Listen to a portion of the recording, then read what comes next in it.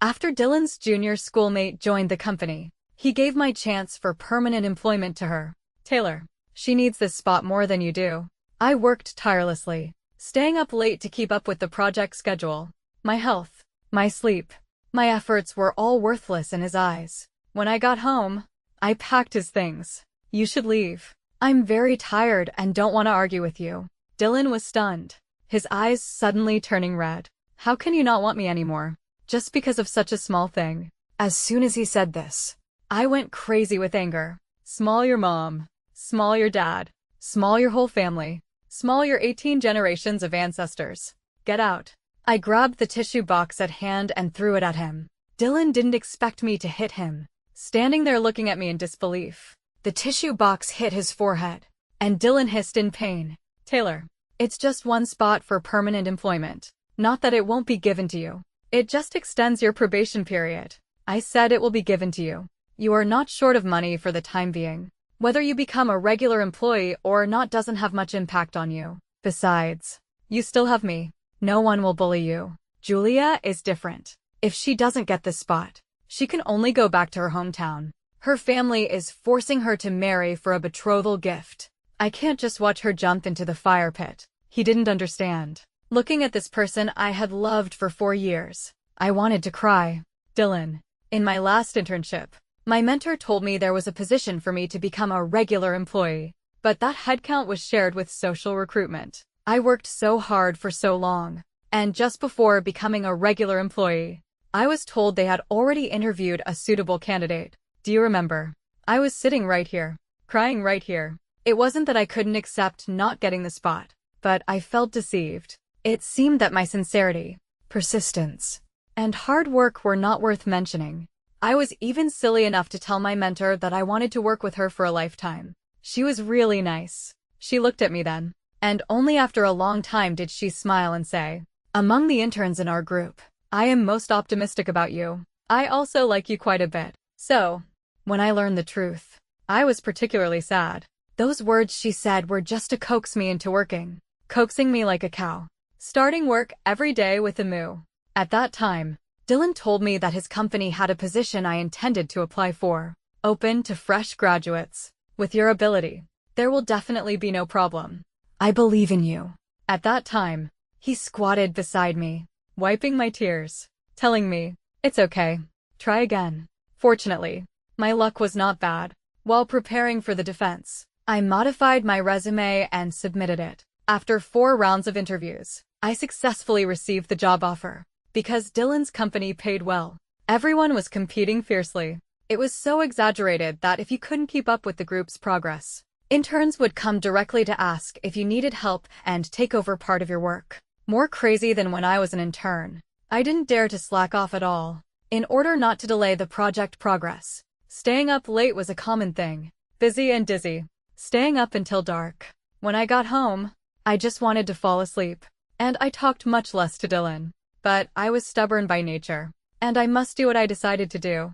In addition, I was the only newcomer in my department, so according to convention, I could successfully become a regular employee. I worked with all my heart. Sure enough, as soon as the probation period was over, the notice for becoming a regular employee was issued. But it wasn't me who was notified. It was Dylan's junior schoolmate Julia. She hadn't even come to work for a day. Taylor, you just extended your probation period. But you can save her life. You have always been very kind. Why are you so angry this time? At most extend it for 2 months, and you can successfully become a regular employee. Seeing that I remained silent, Dylan continued. I know this matter combined with your previous internship makes you feel very unhappy. But this time the situation is really different. Your job is still your job. Nothing will change. The tears I shed sitting here that day. He probably thought it would be fine just by wiping them with a tissue. So now, he threw away my efforts and expectations, just like throwing away the tissue that day. Dylan seemed to really not understand. I didn't understand either. Did the person I love truly love me? Did he ache for me like I ached for him? I laughed at myself. Dylan, if the roles were swapped today, if my junior schoolmate told me he could only die if he didn't get this job, then I would let him die. Why should I sacrifice your interests to redeem a so-called junior schoolmate? Is he really at a dead end? Does he have no one else to ask for help besides me? Can't he find a suitable job himself? Dylan frowned, as if thinking about my words. He hesitated for a moment and said, "That's different. She is a girl, just graduated, and has no social experience. What's more, she is facing a real dilemma. Is the dilemma I face not a dilemma?" Because I felt distressed about Dylan's hard work, no matter how difficult it was. I never complained a word to him. Also, to prove that I was qualified to stand with him, I never feared difficulties. Of course, he wouldn't know. For this job, I took the initiative to work overtime, but was blamed by colleagues. That day I told him not to wait for me to get off work. I walked back from the company, walked for a long time, covered by the night. I cried all the way, but when I got home, he cooked for me, prepared my favorite fruits, and adjusted the water temperature. I felt again that I could persist, occasionally feeling that life was so hard and I was so tired. But Dylan held my hand and accompanied me for a walk. I would get better again. I asked for very little, but he refused to give me even this very little part. I asked him, "Then what do my efforts count for?" Dylan rubbed his temples, looking exhausted. "Taylor, why don't you understand? Your efforts are not denied. You just see the results a little later. Stop dwelling on these. Okay, Julia is a good girl. She will be grateful to you." I looked at him steadily. "No, kindness without principles is not kindness. That's called cowardice. Did you hear that? Coward. Why do you hurt me? Do I deserve it?" I rarely cursed people, but now, I felt that if I didn't curse him, I would get nodules. It took him several seconds to recover. "Taylor, are you crazy? I remember when you were in college. You would run over to buy food for the scavengers when you saw them, and feel sad for a long time when you came back. You would buy food for stray cats in school and take them for sterilization. You would also donate scholarships to those student aid foundations. I don't understand. You pity the elderly, pity children, pity animals. But why can't you tolerate a Julia?" He grabbed his phone and slammed it on the table. The phone hit the table fiercely, making a loud noise. "Do you think there is something between me and her? The phone is here. You can check it freely. If there is something between me and her, can I just die directly?" He was very angry, as if angry that I didn't trust him. I suddenly felt very bored. No matter what I said, Dylan didn't understand. He didn't stand in my position to think for me, didn't ache for me like I ached for him. I closed my eyes wearily. We are not on the same path. You go. Dylan let out a long breath. "Taylor, I'll give you time. Think about it yourself. Think about whether what you said and did today is right." Looking at his back, I suddenly remembered. "Don't think." I suppressed the memories of Dylan desperately. "If you can pick it up, you must be able to put it down. I don't want what hurts me anymore. To not be controlled by emotions." I cleaned up overnight and submitted my resignation application by the way. I just wanted to hand over the work as soon as possible. The next day, I saw Julia in the company. She was very thin, wearing a white dress, as if she could be blown away by the wind at any time.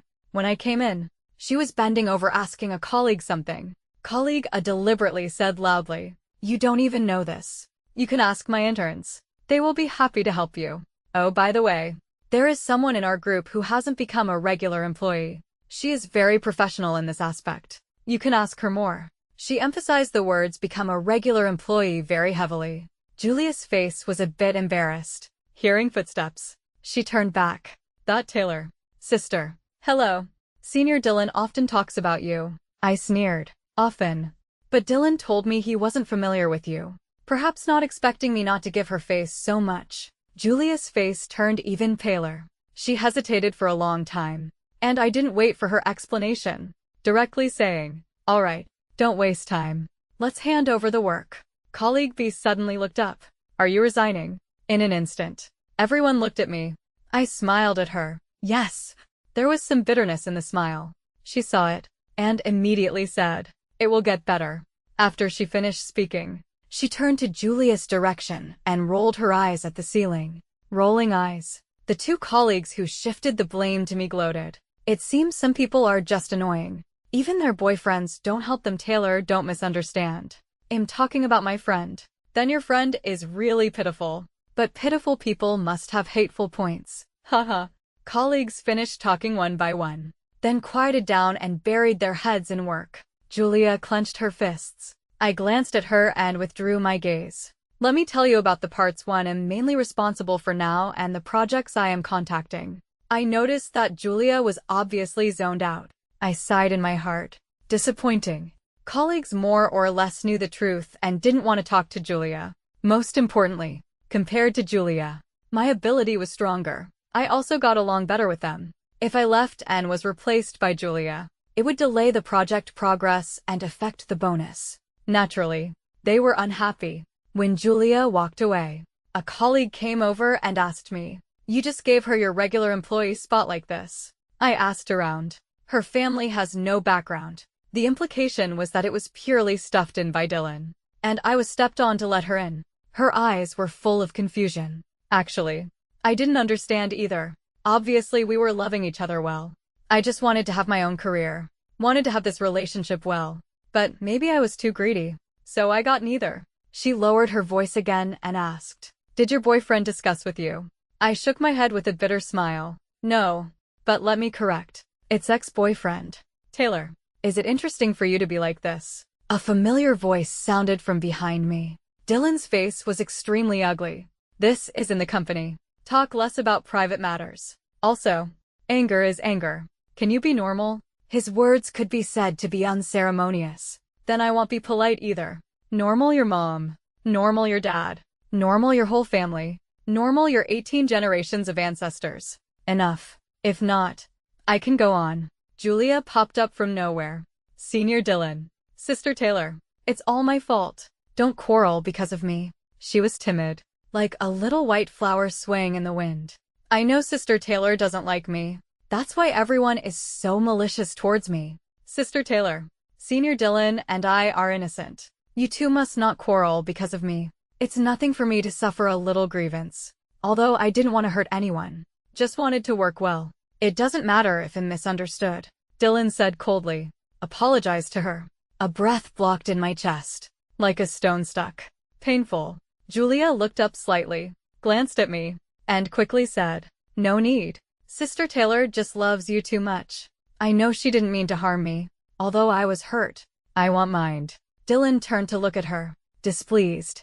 "I'm talking about you, Julia. Apologize to Taylor." Julia bit her lip, embarrassed to the point that tears forced into her eyes. Looking at her, Dylan hesitated again. "Forget it. Work. Don't think too much." Explaining like teaching an innocent sister. "Julia, people have to be responsible for every word they say. This is a workplace, not a school. Putting private matters on the table does you no good. Everyone will only think you are irrational and unreliable. Do you understand?" Julia looked up slightly, eyelashes stained with tears. Looking pitiful, she sobbed and said to me, "Sister Taylor, I'm sorry, but I saw clearly." There was no guilt on her face. The provocative look in her eyes was very obvious. I understood. What Dylan said to me was, "This is in the company. Talk less about private matters." To her, it was careful analysis and patient teaching. An unprecedented sense of frustration swept over me.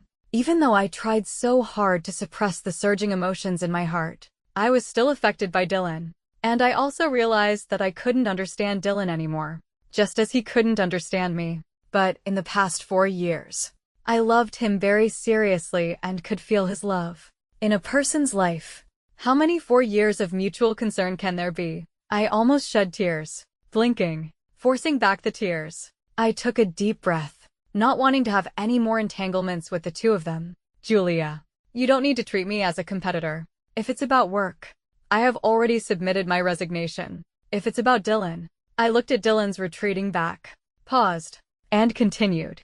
"I have broken up with him."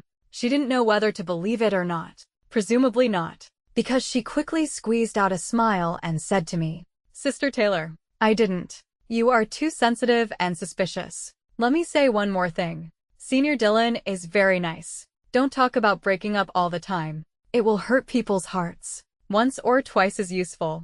More becomes a prophecy." There was no trace of the pitiful look just now on her face. The more she spoke, the more proud she became. "If I, Taylor, get back together with Dylan, may I be struck by lightning, hit by a car when going out, and never get rich in this life." "Okay." There was an almost instantaneous blank on Julia's face. If you were fighting with me for work, I could still look at you with respect. If it's for a man, then I don't understand. Why do you have to snatch something used by me? It's yours. I patted her shoulder. Work well. Hope you can really stay. After all, for this job, I spent a lot of effort. Once wanted to stay very much. Julia wiped her shoulder hard.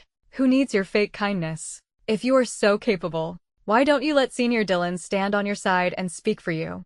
Still have the nerve to guide me. Have you figured out your own life? Weren't you also Dylan's junior schoolmate before? Now seeing me you feel a sense of crisis. Right. Dylan was 2 years older than me. Originally, he and I had no intersection. It just happened that fate is very coincidental. When I didn't bring an umbrella, I would randomly drill under a classmate's umbrella and beg for a ride. Everyone was very nice and didn't refuse me. Some classmates would even make a detour to send me a section of the way. So, I would also take the initiative to hold an umbrella for classmates caught in the rain. That day in the heavy rain, I held an umbrella and rushed to the classmate in front, holding the umbrella for him. Because I was wearing slippers, my feet slipped, and I glided over with the umbrella, hitting the back of his head with the umbrella. Inertia problem. I almost fell with the umbrella. Fortunately, he subconsciously pulled me, and I apologized repeatedly in panic. Dylan was soaked through by the rain. He spoke. The rain was too heavy. I didn't hear clearly. He raised his volume. He said, "Classmate, can you move the umbrella away? The water on your umbrella is all dripping into my clothes. It's chilly." I was stunned, seeing his white t-shirt wet and sticking to his body. The outline of his abs was very obvious. Further up, water dripped from the umbrella surface onto his collarbone, sliding down. Dylan's face wasn't too good. However, good-looking people look good even with a cold face. "Sorry. I'll transfer some medical expenses to you. I'll treat you to a meal. What do you want to eat?" "Classmate." Dylan looked at me for a while, then said, "Move the umbrella away." He was still standing there. I subconsciously said, "Then you can move away a bit." Dylan was stunned. Then, not knowing what he thought of, he turned and ran. I hurriedly chased after him. "Do you really not want to add my WeChat? There is an activity now. Adding my WeChat can get a 1,000 red packet." "Really? I'm not lying to you. Adding now is 2,000. Don't run. How about 3,000? He ran. I chased. The distance grew farther and farther. I ran with my head down, until a hand suddenly appeared in front of me. A QR code for adding friends was handed to me. Dylan still had a cold face, and his tone was cold too. "You add me. I'll give you 5,000, with WeChat and money." "Great." Later, Dylan told me that day when he saw me. His heart pounded. He thought he was moved, but thinking back carefully later, it should be heart pain from anger at me. It was raining heavily, and I hit him with an umbrella, almost knocking him flying after hitting him. And after being pulled up by him, I pressed the umbrella low, water flowing all over him. He couldn't believe at that time that he fell in love at first sight with someone so mean to him. Realizing it and turning to run. Thinking of this, I couldn't help but smile. Seemed to see my youth whizzing by.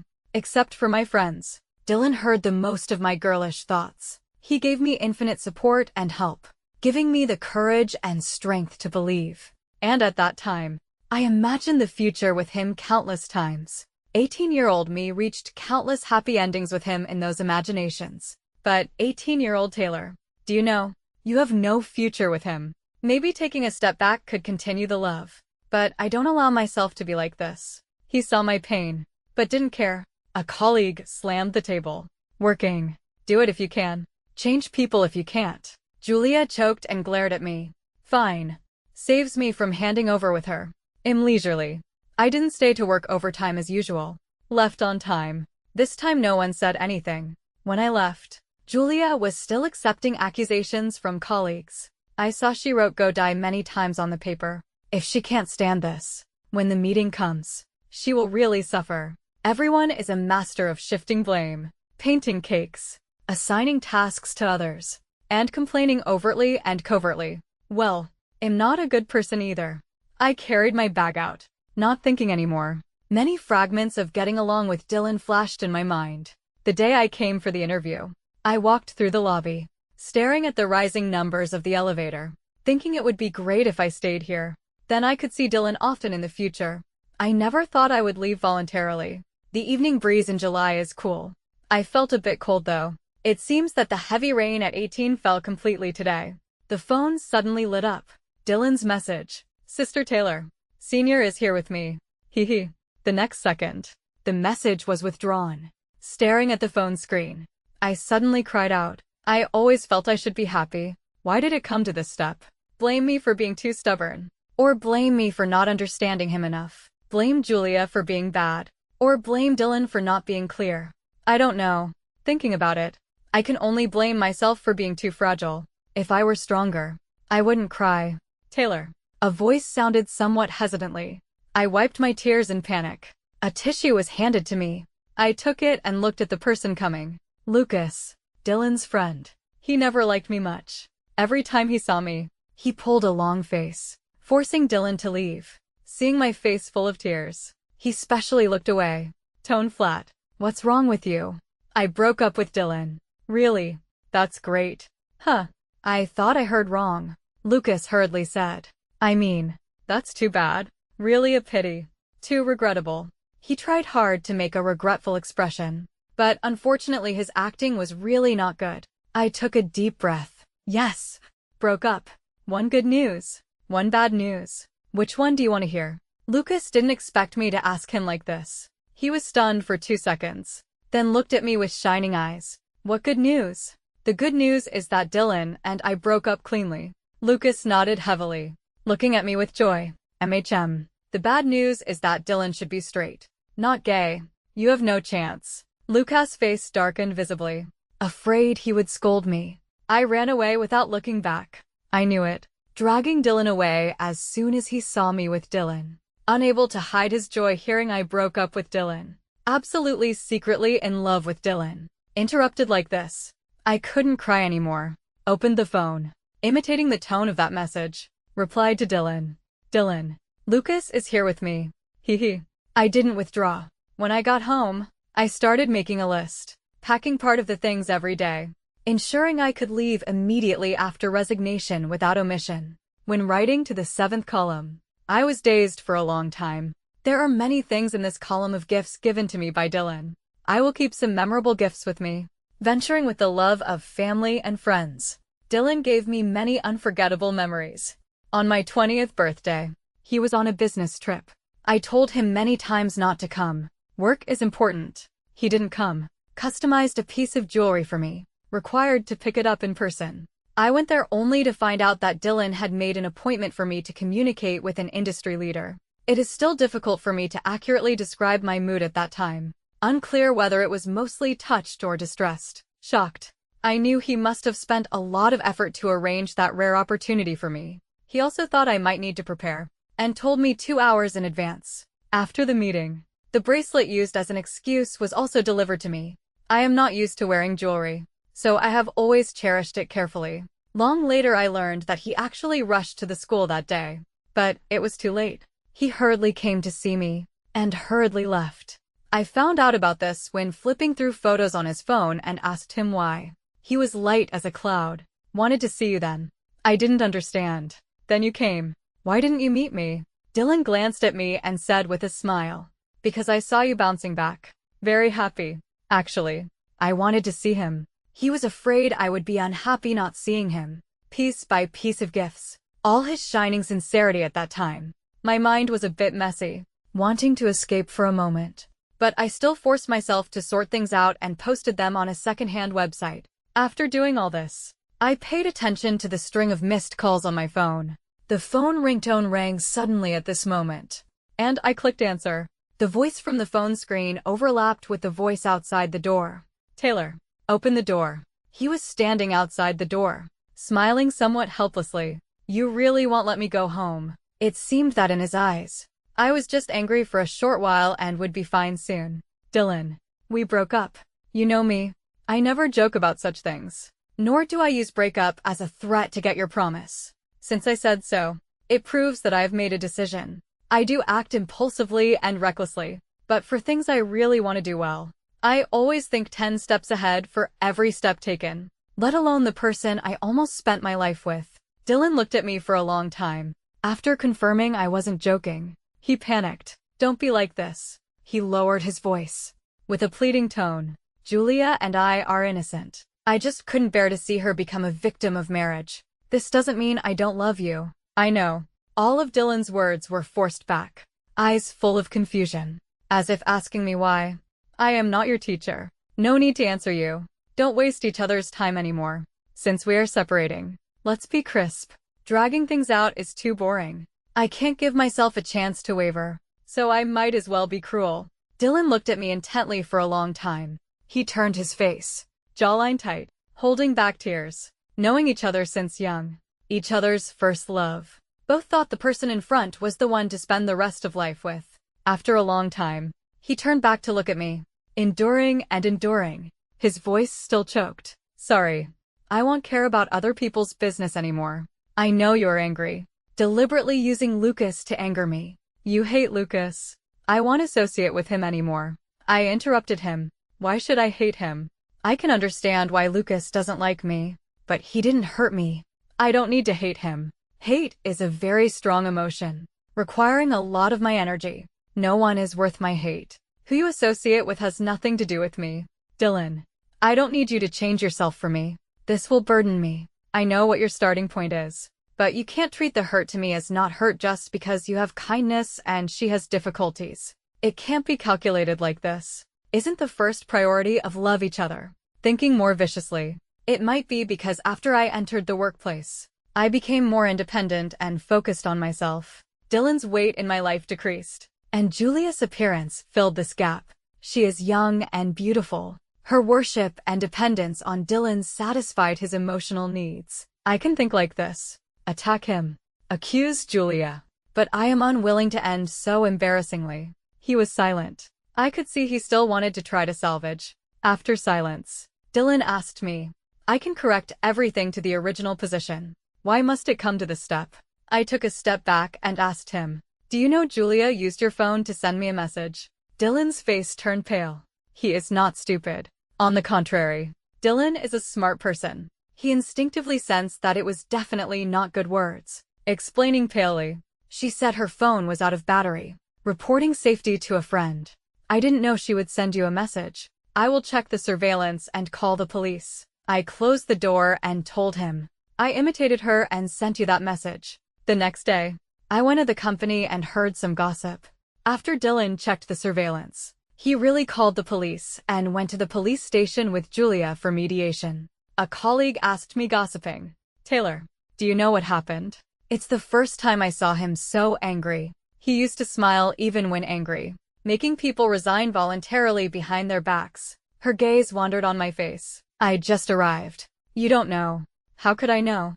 Seeing this, the colleague didn't ask further. For several days in a row, I didn't see the two again, until I saw Julia squatting at my door. She rushed over holding my hand, tears flowing before she spoke. Sister Taylor, sorry. I was just obsessed for a moment. Please forgive me. Okay. Before I spoke, Dylan suddenly ran over. He obviously heard the original words. Angrily pulled her up from beside me. Shut up.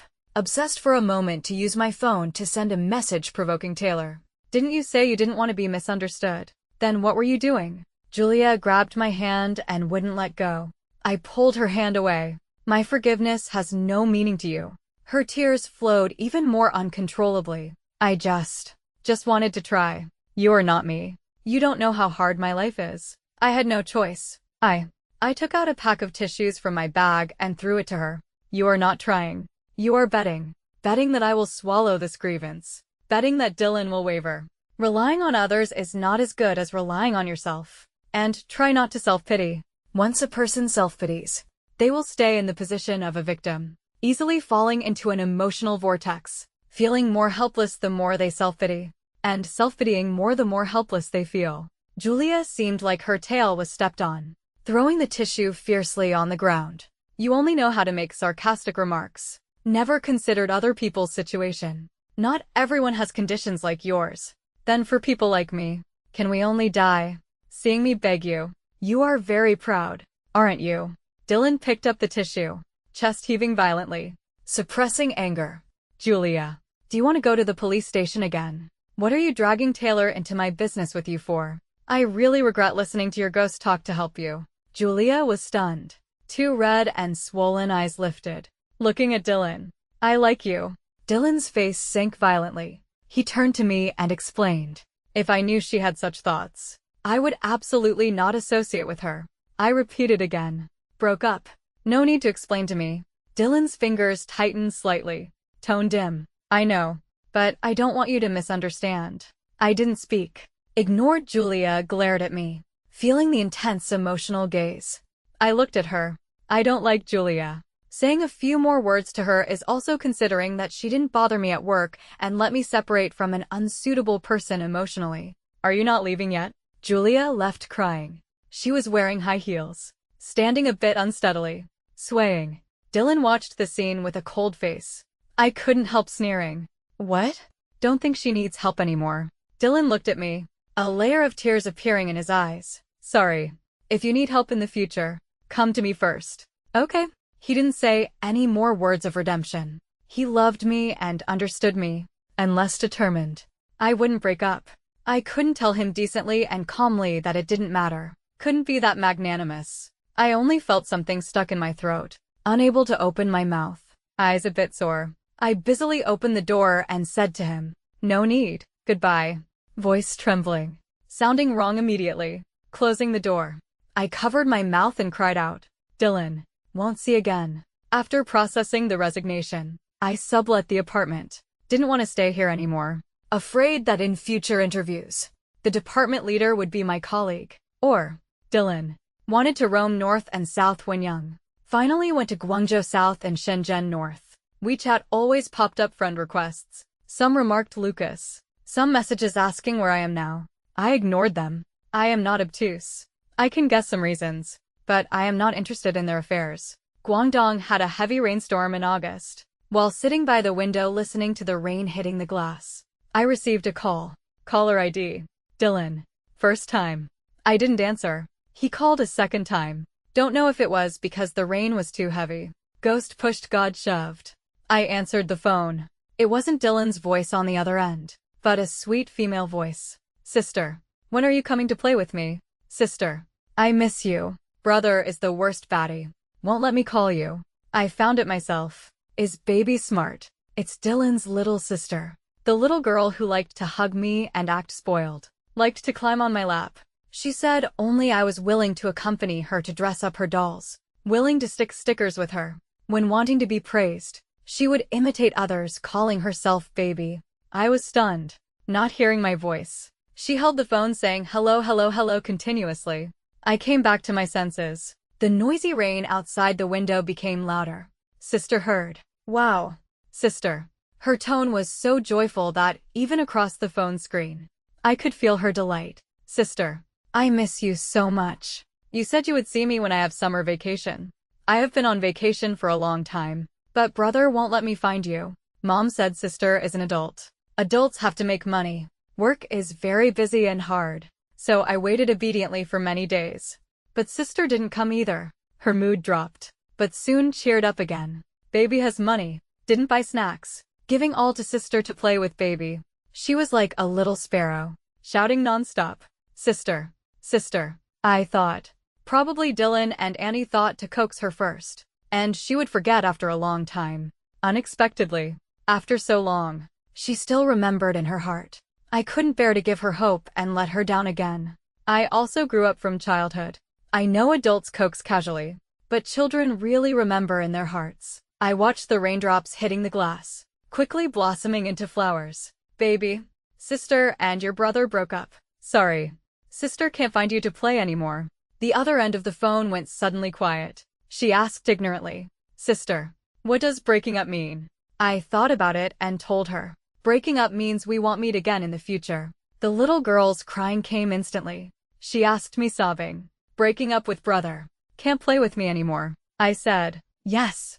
These are adults' rules. Don't cry. There will be a new sister coming to play with you in the future. She cried even harder. Adults are all baddies. Brother is the worst. Finally, she added, sister is not a baddie. I like sister. Don't want new sister. Sister. She called me, crying, whimpering. I tried hard to comfort her. You are a well-behaved and cute little girl. More people will like you in the future. And there will be people willing to play with you. The rain never stopped, drenching people wet. Days also soaked swollen. I used to not allow everyone to flow through my life like a babbling brook. I desperately wanted to keep some people. But gradually growing up, I started to allow and accept everything. Allow my fragility, my tears, my lack of generosity. Also allow the person I like to be just a splash on my glass window. Dear little girl, don't cry. Someday, you will grow up. I will become in your mouth. When I was young, I liked brother's ex-girlfriend very much. Only she would play with me patiently. Later they broke up. I even called to cry. Or perhaps, I want to peer in her memory. But it doesn't matter. I fully accept. Books read hastily in childhood. One day after growing up suddenly felt. So when the author wrote it down, it was such a state of mind. The past separated by the sea. The old house no longer exists. Listen to that cold rain.